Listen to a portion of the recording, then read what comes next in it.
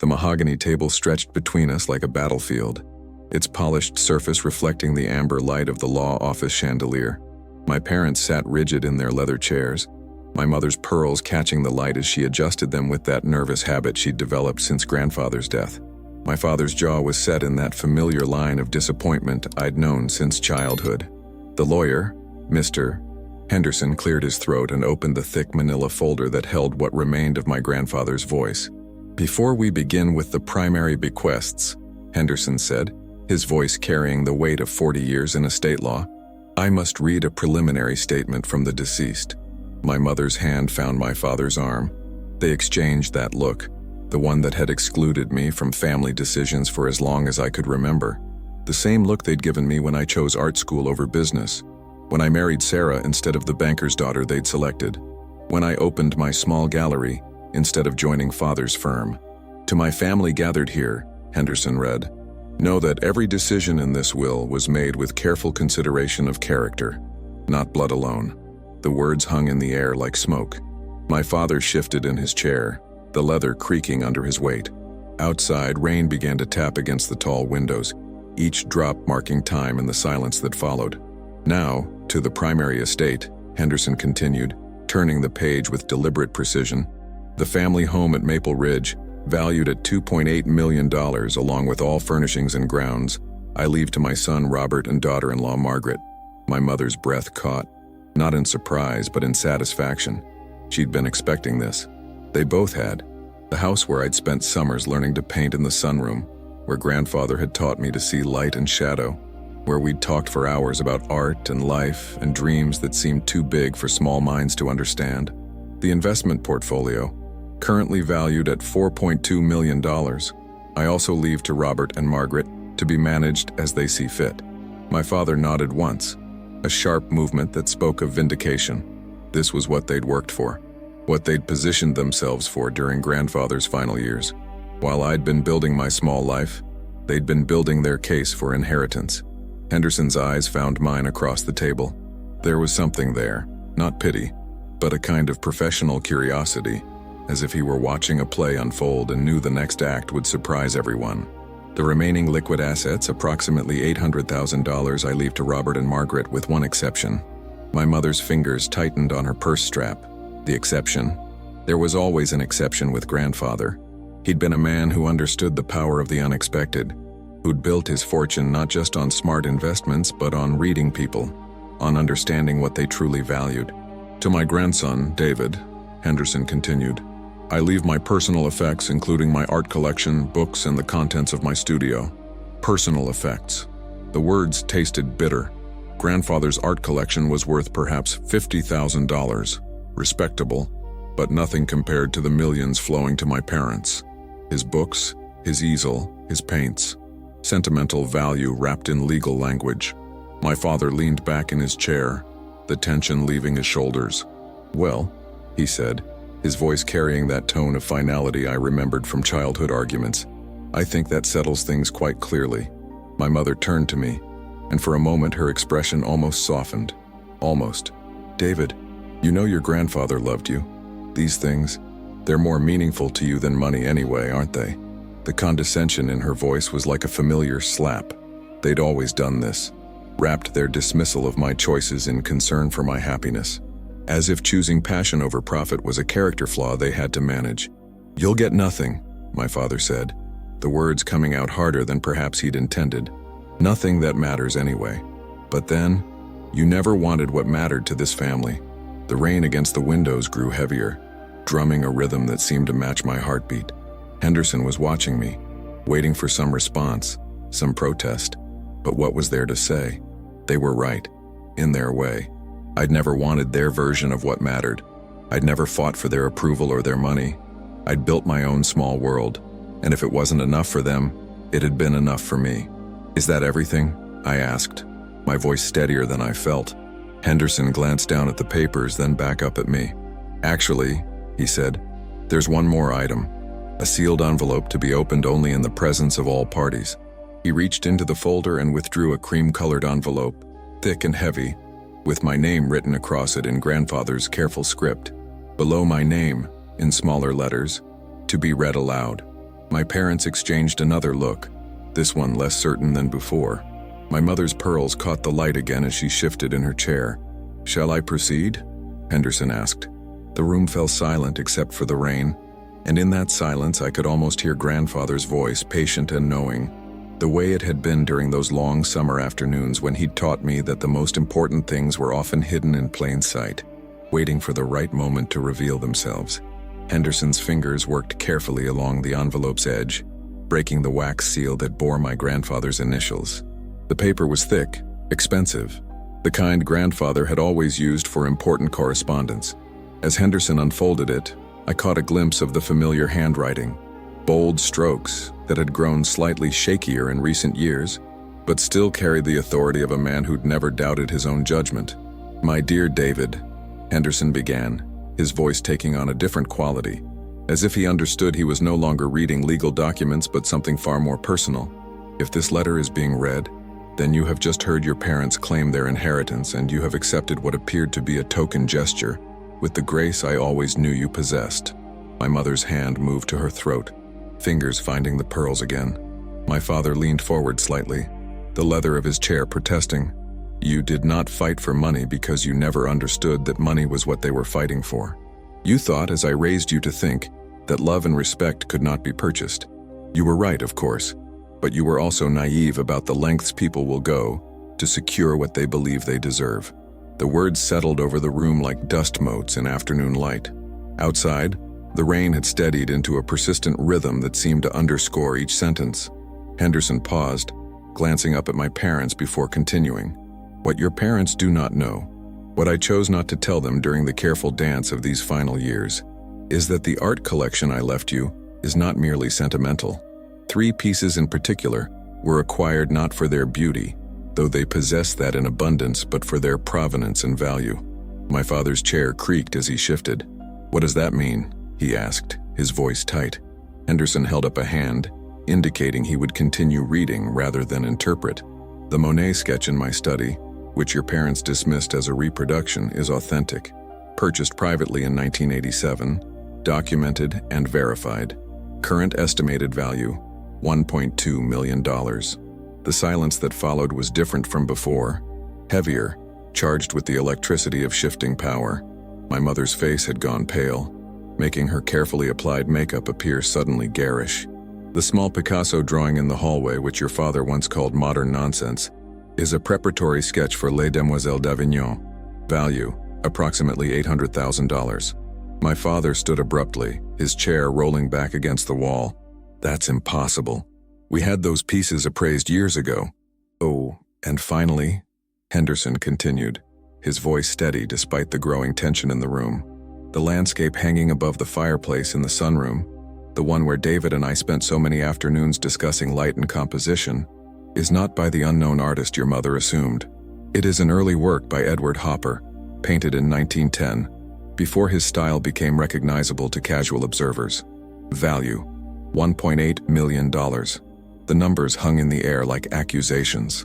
My mother had risen from her chair as well, her purse clutched against her chest like armor.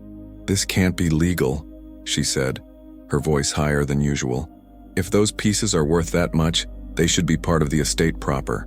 Henderson looked at her with the patience of a man who had seen this scene played out in various forms throughout his career. "Mrs. Morrison, the art collection was specifically bequeathed to your son. The will is quite clear on this point. But more than their monetary value," Henderson continued reading, "these pieces represent something your parents never understood about you, David. You saw them not as investments or status symbols, but as windows into human experience. You understood their true worth long before you knew their market value." I found myself thinking of those summer afternoons, the way grandfather would sit in his worn leather chair while I painted, offering gentle guidance about color and form. How he'd point to the Hopper landscape and talk about the loneliness that could exist even in beautiful places, the way light could transform the ordinary into something transcendent. Your parents spent these final years positioning themselves for an inheritance they believed was their due. They visited more frequently, called more often, made themselves indispensable in ways they thought I would notice and reward. What they failed to understand is that I was indeed watching how they treated you, how they dismissed your choices, how they made you feel small for choosing passion over profit. My father's face had taken on a mottled red color. "This is manipulation," he said. "Pure manipulation. I am not punishing them for wanting financial security." Henderson read on. "I am rewarding you for never asking for it, for building a life based on what you love rather than what you could gain, for treating my final years as an opportunity to spend time together rather than an investment in your future." The rain against the windows seemed louder now, or perhaps the room had grown quieter. My mother had sunk back into her chair, her carefully composed expression cracking around the edges. All those visits, all those careful conversations about grandfather's health and comfort, had they really been so transparent? The house and the liquid assets go to your parents because they need them in ways you do not. They have built their identities around accumulation and status. Without these things, they would be lost. You, my dear grandson, have already found yourself. Henderson folded the letter carefully, but I could see there was more. "There's a postscript," he said, looking directly at me. "David, when you leave this office today, you will be a wealthy man. But more importantly, you will be a man who earned his inheritance not through blood or manipulation, but through character. Use this gift to expand your gallery, to support other artists who choose passion over profit, to prove that beauty and truth are the most valuable currencies of all." The silence that followed felt eternal. Outside, the rain continued its steady percussion against the glass, but inside the room, time seemed suspended. My parents sat frozen in their chairs, the weight of grandfather's words settling over them like a shroud. My mother was the first to speak, her voice barely above a whisper. "We didn't know," she said, "about the paintings. We truly didn't know. But that wasn't really the point, was it? The point was that they hadn't cared to know. They'd seen what they expected to see, dismissed what didn't fit their understanding of value. Grandfather had been teaching them a lesson about perception, about the danger of assuming that worth could be measured only in obvious ways. Henderson cleared his throat gently. "There are some additional documents here," he said. "Authentication certificates, insurance appraisals, and instructions for proper handling and storage of the pieces." As he spread the papers across the mahogany table, I caught sight of official letterheads, museum stamps, the kind of documentation that transformed family heirlooms into recognized treasures. Each certificate was a small revelation, proof that grandfather had been planning this moment for years, carefully building a legacy that would speak louder than any words he could have said while living.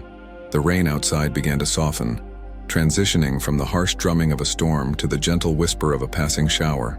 Through the tall windows, I could see the first hints of sunlight breaking through the clouds, casting long golden rectangles across the office floor. The authentication documents spread across the table told a story I was only beginning to understand. Each certificate bore dates spanning decades: the Monet acquired in 1987, the Picasso in 1994, the Hopper in 2001. Grandfather hadn't stumbled upon these treasures. He'd sought them out one by one, building not just a collection, but a carefully orchestrated lesson in the difference between seeing and truly understanding. My mother reached across the table, her fingers hovering over the Monet's provenance papers as if they might burn her. 1987, she whispered.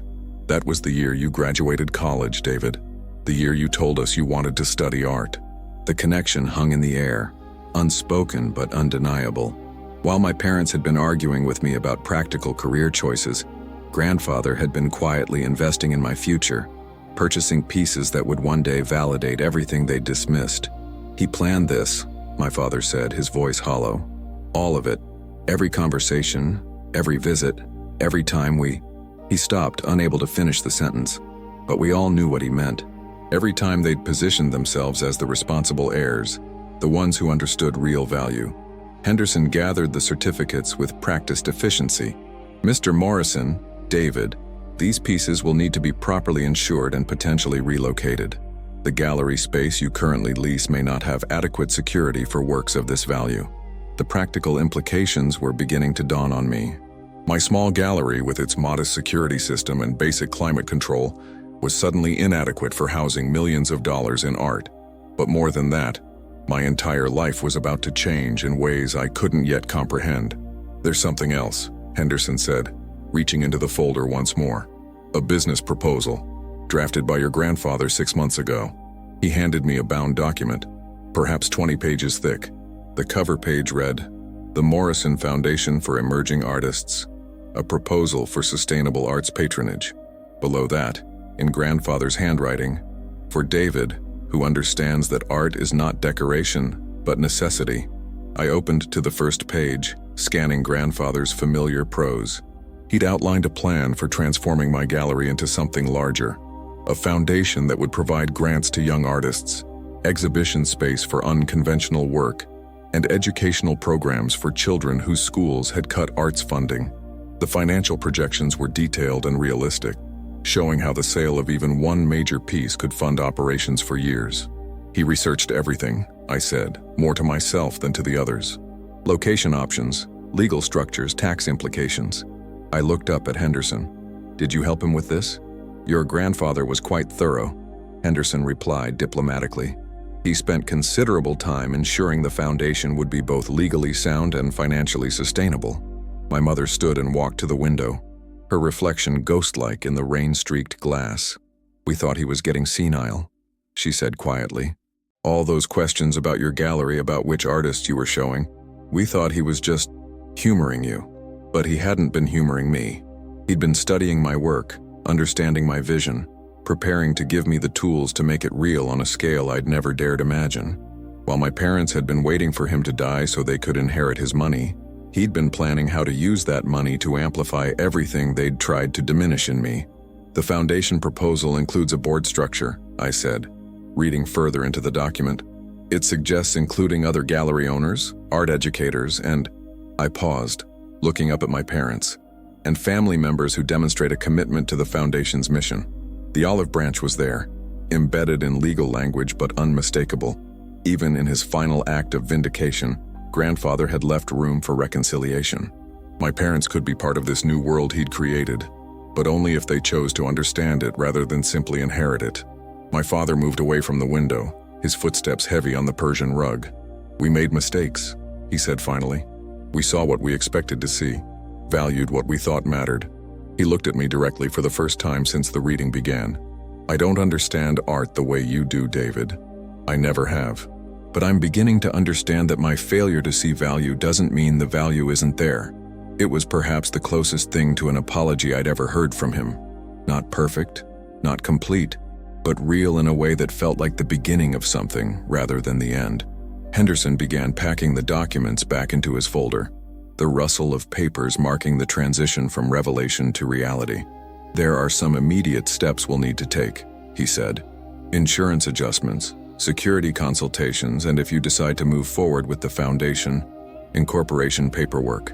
The rain had stopped completely now, leaving only the sound of water dripping from the eaves and the distant hum of traffic returning to normal patterns. Through the window I could see people emerging from doorways and awnings, resuming their interrupted journeys. "Mr. Henderson," I said, "how long did my grandfather spend planning this?" The lawyer paused in his packing, considering the question. "The first draft of his will was written 3 years ago," he said, "but he revised it 17 times. The final version was completed just 2 weeks before his death. 17 revisions, each one probably adjusting some detail, refining some aspect of his plan, ensuring that every word would land with maximum impact. He'd been conducting an orchestra from beyond the grave, timing each revelation for maximum emotional effect." My mother returned to her chair, her composure somewhat restored, but her eyes still bright with unshed tears. "What happens now?" she asked. It was a simple question with complex implications. What happened to our family relationships? What happened to the gallery? What happened to the careful distance I'd maintained from their world of expectations and disappointments? "Now," I said, closing the foundation proposal and setting it carefully on the table, "I think we all have some decisions to make." The afternoon light was growing stronger, casting the office in warm gold that reminded me of the sunroom where grandfather and I had spent so many hours.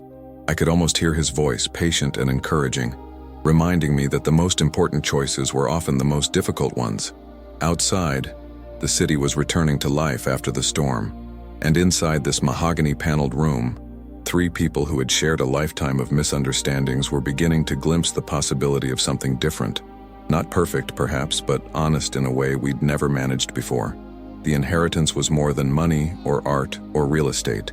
It was an opportunity to rebuild relationships on a foundation of mutual respect rather than assumed obligations. Whether we would take that opportunity remained to be seen, but for the first time in years, it felt possible. Henderson snapped his briefcase closed, the sound sharp and final in the quiet room. "I'll be in touch within the week about the insurance and security arrangements," he said. "And David, when you're ready to discuss the foundation, I have some colleagues who specialize in nonprofit law." As we prepared to leave, I realized that grandfather's final gift wasn't just the means to expand my work. It was the chance to prove that his faith in me had been justified, not just to my parents, but to myself. The mahogany table that had seemed like a battlefield when we arrived now looked different, less like a site of conflict and more like a place where truth had finally been spoken. The rain-washed windows reflected our three figures as we gathered our things, distorted and wavering, but unmistakably together in this moment of reckoning. The elevator descended in silence, each floor marked by a soft chime that seemed unnaturally loud in the confined space. My parents stood on opposite sides of the small compartment, as if the revelations upstairs had created a physical distance between us that hadn't existed an hour before. My mother clutched her purse with white knuckles, while my father stared at the brass buttons as if they held answers to questions he was only beginning to formulate. When the doors opened onto the marble lobby, the sound of the city rushed in, car horns, footsteps, the general hum of life continuing despite the seismic shift that had just occurred in our family's understanding of itself. The storm had passed completely, leaving the streets washed clean and gleaming under afternoon sunlight that seemed almost aggressive in its brightness. We stepped onto the sidewalk together, an awkward cluster of people who shared blood and history but had never learned to share understanding. The building behind us rose into the clear sky like a monument to all the legal documents and family dramas it had witnessed over the decades. "David," my mother said, her voice tentative in a way I hadn't heard since childhood. Would you like to come to dinner tonight? We could talk about all of this." The invitation hung between us like a bridge neither of us was sure could bear weight. How many years had passed since they'd asked me to dinner without an ulterior motive? How many conversations had we avoided because they inevitably led to the same tired arguments about responsibility and practicality? "I need some time to process this," I said, which was true but also a deflection. The truth was that I needed to see the paintings again, to understand what I'd inherited not just in monetary terms but in emotional ones. Those pieces had been hanging in grandfather's house for years, part of the landscape of my childhood summers, and now they carried the weight of his final message. My father cleared his throat, a sound I recognized as his preparation for difficult conversations. "The house," he said, "your grandfather's house. We'll need to coordinate about moving the paintings, about your access to them." It was a practical concern wrapped in an attempt at consideration. The paintings were legally mine, but they were currently hanging in a house that now belonged to my parents. Another layer of complexity in an already complicated situation. "I'd like to see them again before we make any decisions about moving them," I said, to understand what he saw in them, what he wanted me to see. My mother nodded, perhaps understanding that this wasn't just about logistics but about closure, about the final conversation with grandfather that these paintings represented. "Of course, anytime. The house is, well, it's still his house, isn't it? Even though..." She didn't finish the sentence, but we all understood. The legal ownership had transferred, but the emotional ownership remained murky. How do you inherit a house full of memories that belong to someone else? A taxi pulled up to the curb and my father raised his hand automatically before seeming to remember that we hadn't discussed our separate departures. "Are you taking the train back?" he asked. "I think I'll walk for a while," I said. "Clear my head." They exchanged one of their looks, the kind that had once excluded me but now seemed more like a shared acknowledgement of their own confusion. They were as lost in this new reality as I was, perhaps more so because their assumptions about the future had been more concrete than mine. "David," my father said as they climbed into the taxi, "your grandfather, he was a complicated man, but he loved you. We all love you." The words came out awkward and unpracticed, as if he were speaking a foreign language, but they were real, and that was something. The taxi pulled away, leaving me alone on the sidewalk with the weight of the afternoon's revelations settling around me like a new coat that didn't quite fit yet. I began walking north, toward the park, letting my feet find their own rhythm while my mind tried to process what had just happened. The city moved around me in its usual patterns. People rushing to appointments, vendors calling out their wares, the eternal dance of urban life that continued regardless of individual upheavals. But as I walked, I began to notice things I might have missed before. A street musician playing violin with a case open for donations, his music floating above the traffic noise like a prayer. A small gallery tucked between a deli and a dry cleaner, its windows displaying the work of artists whose names I didn't recognize but whose vision was unmistakably personal and urgent. These were the people Grandfather's Foundation could help. Not the established artists whose work already hung in museums, but the ones still fighting for recognition, still believing that their vision mattered, despite a world that often seemed indifferent to anything that couldn't be easily monetized. I pulled out my phone and called Sarah, my wife, who would be at her own gallery across town, probably wondering how the will reading had gone. She answered on the second ring, her voice warm and familiar in a way that grounded me in the present moment. "How did it go?" she asked, and I could hear the concern beneath the casual question. She'd been worried about this day, about how my parents might use the inheritance as another weapon in their long campaign to reshape me into someone more acceptable to their vision of success. "It's complicated," I said, which was perhaps the understatement of the year. "Can you meet me at Grandfather's house? There are some things I need to see, and I think I need you there when I see them." "Of course," she said without hesitation. "David, are you okay?" Was I okay? I was wealthy in ways I'd never imagined, validated in ways I'd never dared hope for, and completely uncertain about what any of it meant for the life Sarah and I had built together. Our small apartment, our modest gallery, our careful budget, all of that would change now, and change in ways that felt both exciting and terrifying. "I think so," I said, "but ask me again tomorrow." The park spread out before me, green and peaceful in the post-storm light.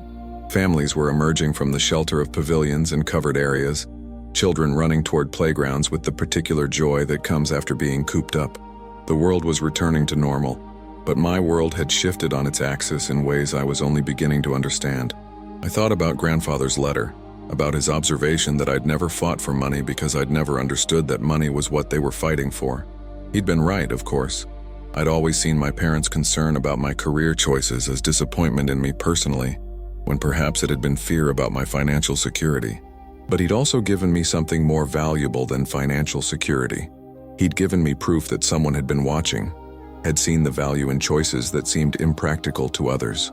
For years, I'd wondered if I was deluding myself, if my commitment to art over profit was just elaborate self-justification for failure to achieve conventional success.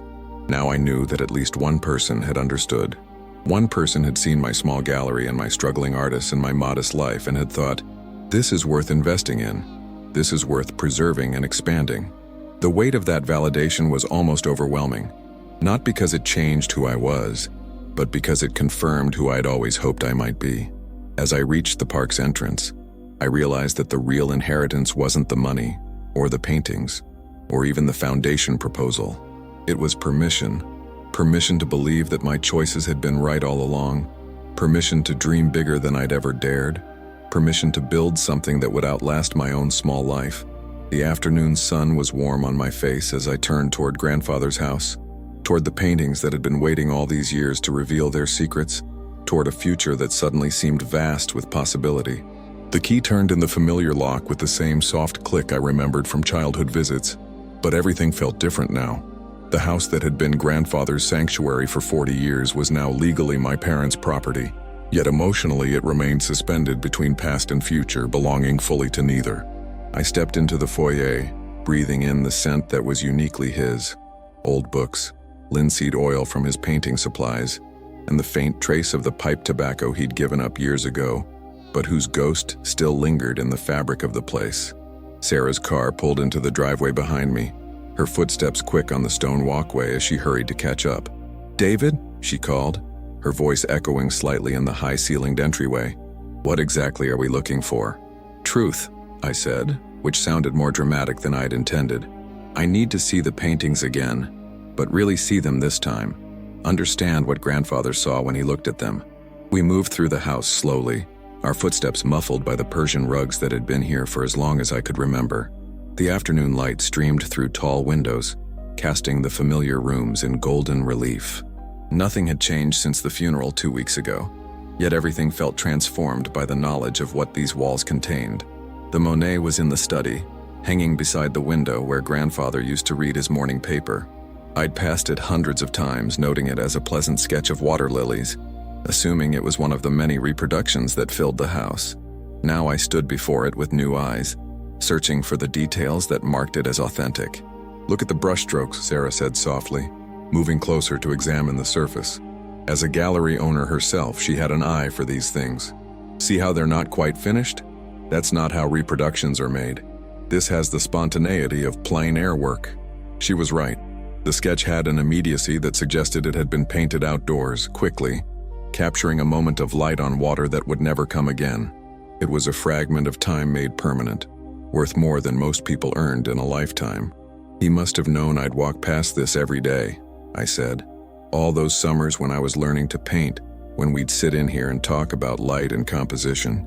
He was teaching me to see, and this was part of the lesson."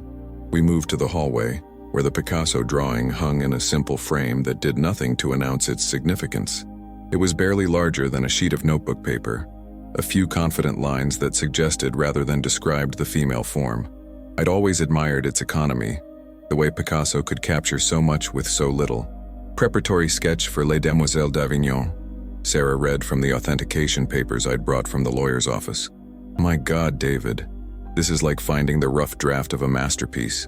But it was more than that. It was evidence of process, of the way great art emerged from experimentation and revision. Grandfather had been showing me that even masters began with simple sketches, that the path to greatness was built from small, careful steps. The hopper was in the sunroom, hanging above the fireplace where grandfather and I had spent countless hours. This was the room where I'd learned to really look at paintings, where he'd taught me that art was not decoration, but a window into human experience. The landscape showed a house at twilight, isolated and somehow melancholy despite its beauty. "I always loved this one," I said, settling into grandfather's chair. "There's something about the loneliness in it that felt honest." Sarah studied the painting with professional attention. "Early Hopper," she mused, "before he developed that stark, geometric style he's known for. But you can see it emerging, the way he uses light to create mood, the sense of isolation even in a beautiful setting."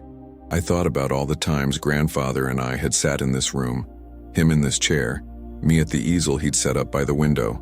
He'd never directly criticized my work, but he'd guide my attention to details, the way shadows fell across a surface, how color could suggest emotion, why negative space was as important as the painted areas.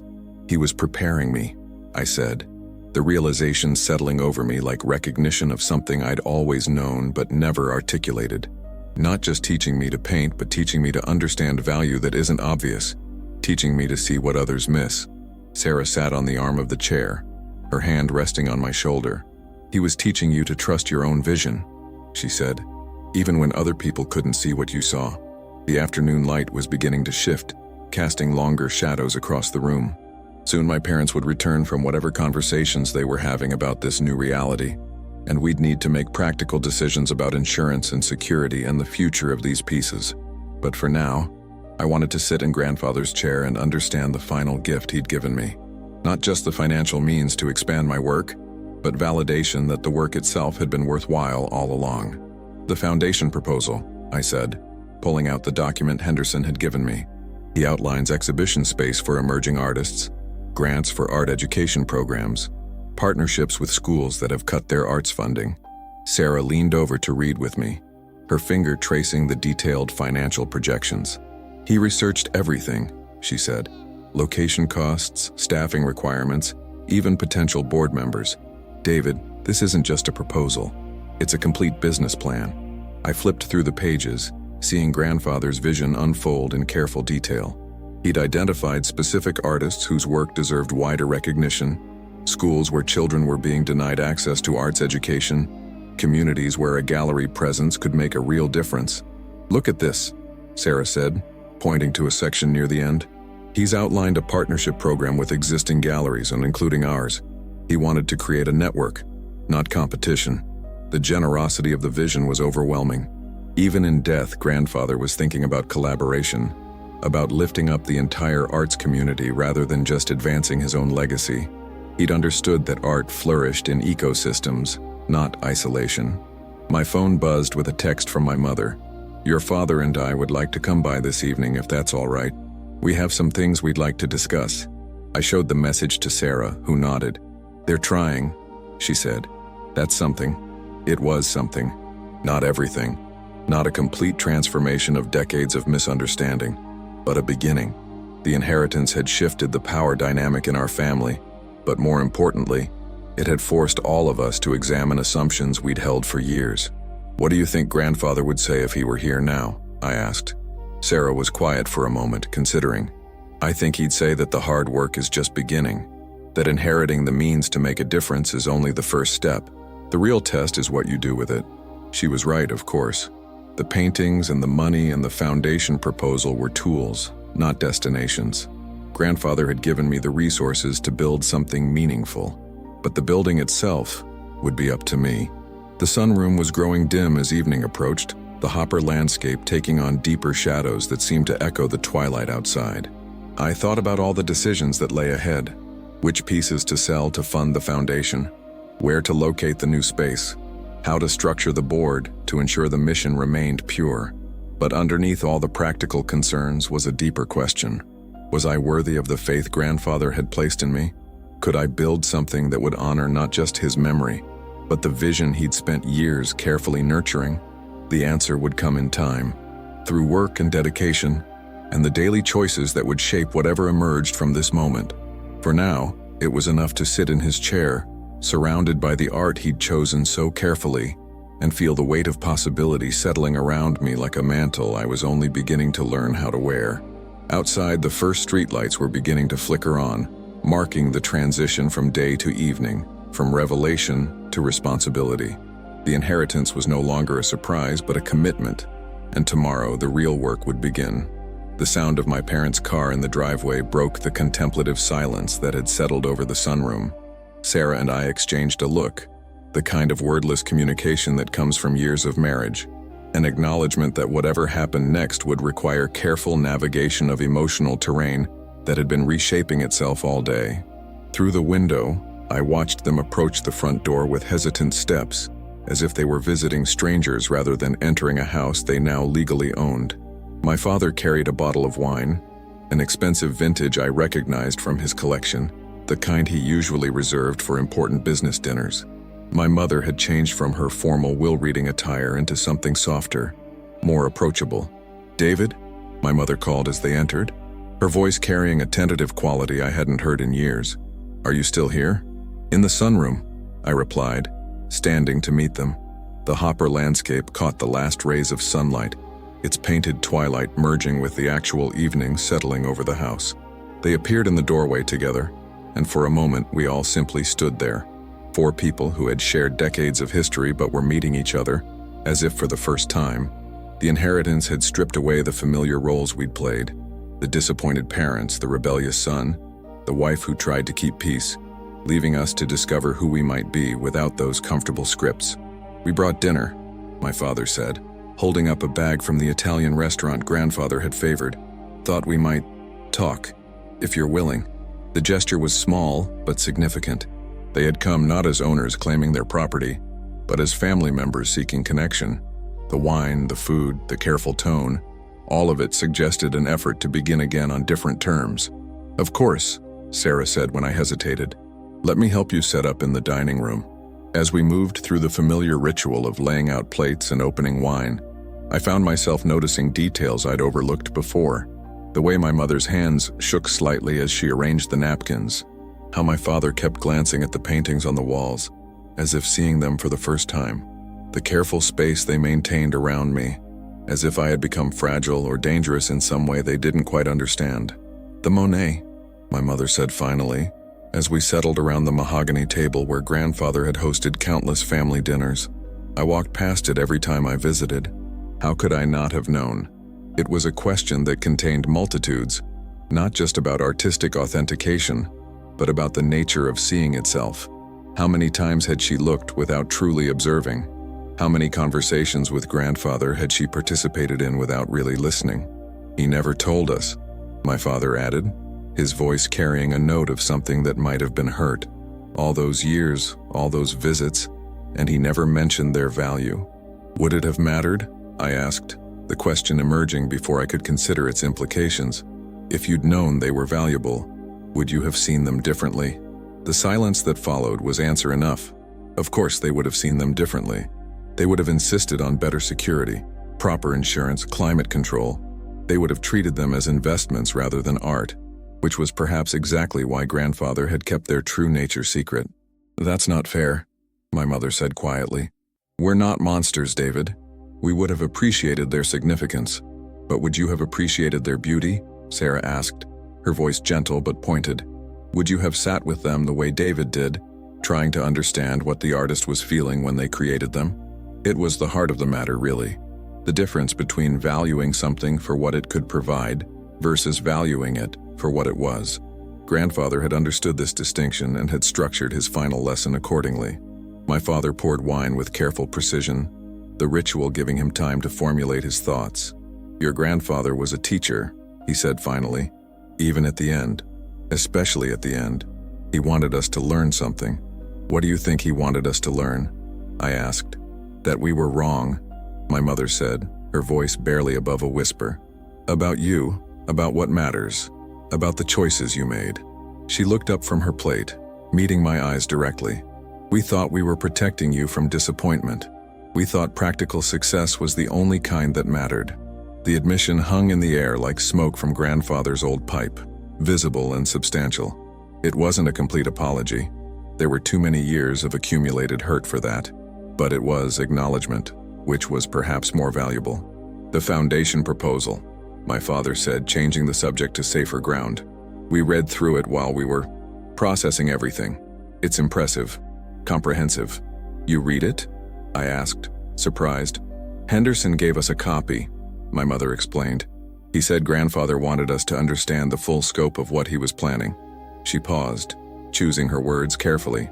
David, the board structure he outlined, it includes positions for family members. I nodded, remembering that detail from my earlier reading. If they demonstrate commitment to the mission, I said, quoting grandfather's exact language. What would that look like? My father asked. Demonstrating commitment? It was a fair question and one I hadn't fully considered. How do you measure commitment to something you've never understood? How do you bridge the gap between financial support and genuine appreciation for art's value beyond monetary worth? I think, Sarah said carefully, it would mean learning to see art the way David sees it, not as decoration or investment, but as communication, as human expression that matters for its own sake. My mother nodded slowly. Your grandfather tried to teach us that, didn't he? All those times he'd point out details in paintings, try to explain what made them special. We thought he was just making conversation. He was trying to share his passion, I said, the same way I tried to share mine. The parallel was obvious once spoken. Grandfather's patient attempts to educate them about art had been no different from my own efforts to explain why I'd chosen gallery work over corporate law. Both of us had been trying to communicate the value of something that couldn't be easily quantified. The evening deepened around us, the dining room taking on the intimate quality that comes when artificial light replaces natural illumination. My father refilled our wine glasses, the gesture automatic but somehow ceremonial, as if he were marking the transition from one kind of conversation to another. There's something we need to discuss, my mother said, her voice taking on a more formal tone. About the house, about the paintings, about how we move forward from here. I felt Sarah tense beside me. This was the practical conversation we'd been avoiding, the one about logistics and ownership and the complicated reality of valuable art hanging in a house that now belonged to people who had never understood its significance. The insurance alone will be substantial, my father said. Security systems, climate control, proper storage if the pieces need to be moved. We're not equipped to handle that level of responsibility. It was a reasonable concern, but something in his tone suggested this was leading somewhere specific. My mother was watching me carefully, as if gauging my reaction to words not yet spoken. We've been thinking, my mother continued, about what your grandfather really wanted. Not just the legal distribution of assets, but the spirit behind his decisions. She paused, choosing her words with the care of someone walking across thin ice. He wanted you to have the means to build something meaningful, But he also wanted us to understand what we'd been missing all these years. "What are you saying?" I asked, though I was beginning to sense the direction of their thoughts.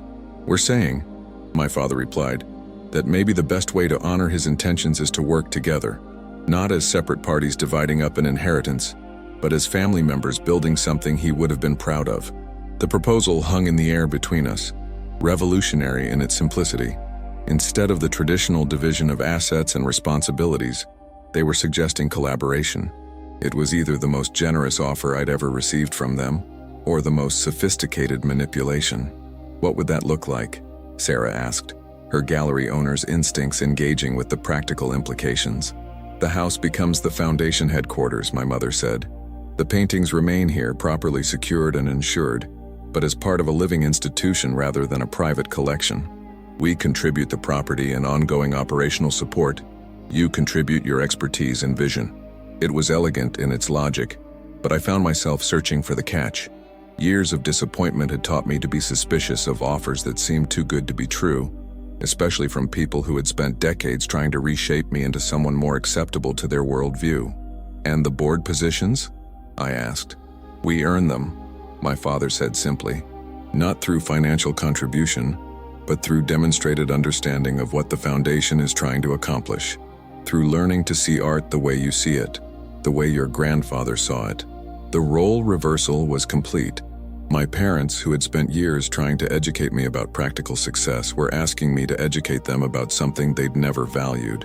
It was either profound growth or elaborate theater, and I wasn't sure I could tell the difference. "This isn't a decision we need to make tonight," Sarah said diplomatically.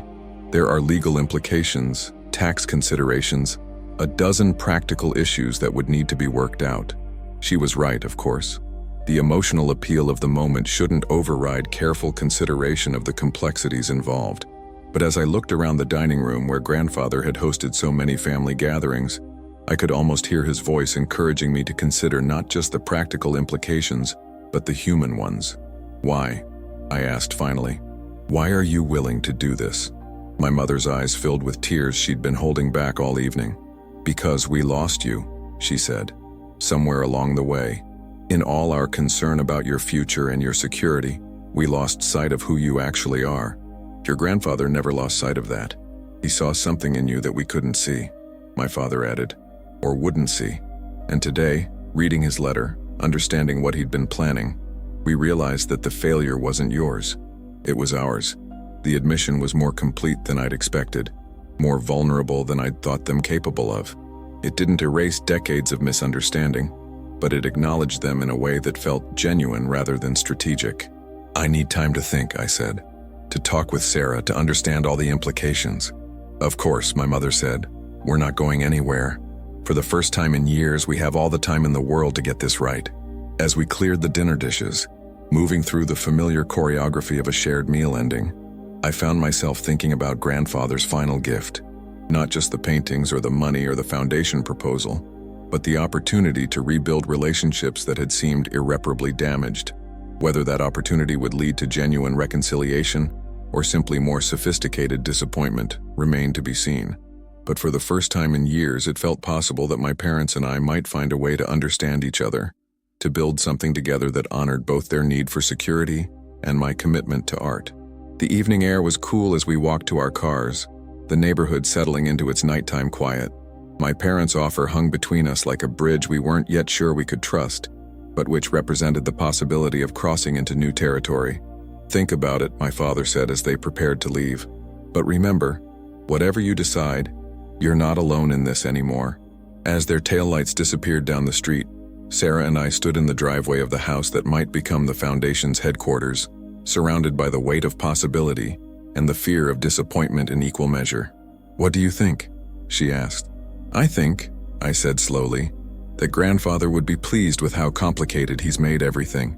She laughed, the sound carrying across the quiet neighborhood like a promise that whatever came next, we would face it together. The inheritance was no longer just about money or art or family reconciliation. It was about the courage to believe that people could change, that understanding could grow, that love could find new ways to express itself even after years of miscommunication. Tomorrow would bring lawyers and insurance agents and the practical reality of turning vision into institution, But tonight, standing in the driveway of a house full of hidden treasures, it was enough to believe that grandfather's final lesson was still unfolding, still teaching us all how to see value in places we'd never thought to look. The months that followed moved with the deliberate pace of careful construction. Sarah and I spent weeks with lawyers and insurance specialists, transforming grandfather's vision from proposal into reality. The Morrison Foundation for Emerging Artists was incorporated on a crisp October morning, exactly 6 months after the will reading that had changed everything. The house underwent renovation with the same meticulous attention grandfather had given to his art collection. Security systems were installed with museum-grade precision, climate control calibrated to protect the paintings that would anchor the foundation's permanent collection. The sunroom where grandfather and I had spent so many afternoons became the main gallery space, its northern light perfect for displaying the work of artists still fighting for recognition. My parents kept their word in ways both large and small. My father enrolled in art history courses at the local university, approaching the subject with the same methodical intensity he'd once applied to business ventures. My mother volunteered at the children's art program we established, learning to see creativity through young eyes unclouded by assumptions about practical value. The first board meeting was held on a snowy December evening, around the same mahogany table where we'd shared that tentative dinner months before. The agenda was formal, but the atmosphere was warm with the kind of purpose grandfather had always believed art could provide. The Hendricks grant application, Sarah reported, reading from her notes. Emerging sculptor, working with recycled materials. The review committee recommends full funding.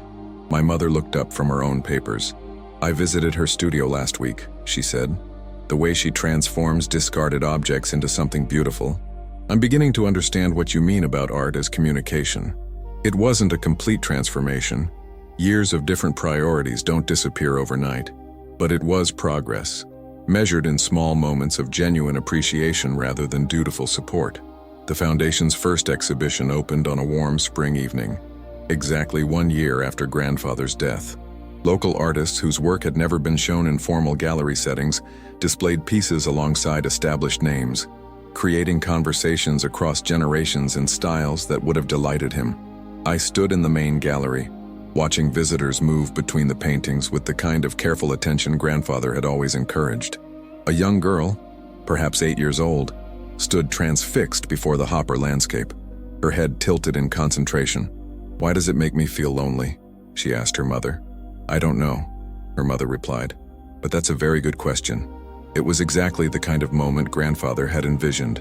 Art prompting questions rather than providing easy answers, creating space for wonder rather than mere appreciation. The evening's program included a brief ceremony dedicating the foundation to grandfather's memory.